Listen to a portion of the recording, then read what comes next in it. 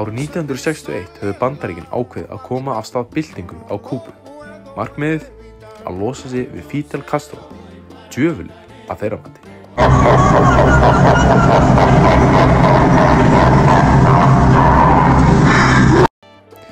Manninn sem hafði tekið völdin í Kúbu, bakar Bandaríkjana og hata Bandaríkin jafn mikið og Bandaríkin hötuðu hann. Lausnin: hernaðarleg innrás í Kúbu með aðstoð kúbverskra útlaga. Innrásaráætlunin fékk nafnið Operation Zapata, en hún var samþykkt af forseta Bandaríkjanna John F. Kennedy í apríl 1961. Henni var ætlað að nýta 1500 liðsmenn Brigade 2506, hóp kúbverskra útlaga sem hefur verið þjálfaðir af CIA í Guatemala og Nicaragua.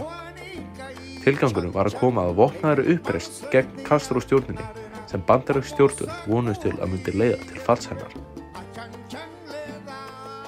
Að morgni 17. apríl 1961 hófst innrásin við Svínaflóa á suðvesturströnd Kúbu.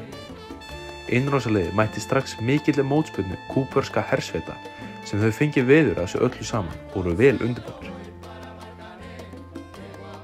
Kúbverski herinn með 25.000 hermenn og 200.000 varahermenn var ekki alveg á því að leyfa þessum innrásarmönnum að taka yfir. Innrásarherinn var umkringdur innan nokkurra klukkstunda.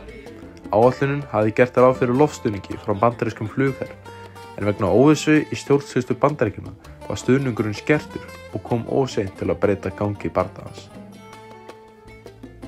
Fljótlega voru 1202 menn farnir beint í fangelsi hjá Castro og Kennedy forseti sat eftir með sárt ennið og stærsta PR-hneyksli bandarísks forseta. Afleiðingar innrásarinnar voru víðtækar. Innrásin leiddi til þess að Castro leitaði nánara bandalaga við Sovétríkin, sem á næstu mánuðum tryggðu honum hernaðarstuðning og vopnasendingar. Þetta átti þeirra að leiða til Kúbudeilunnar árið 1962, þar sem Sovétríkin reyndu að koma fyrir kjarnorkuflugum á Kúbu í beinni andstöðu við Bandaríkin.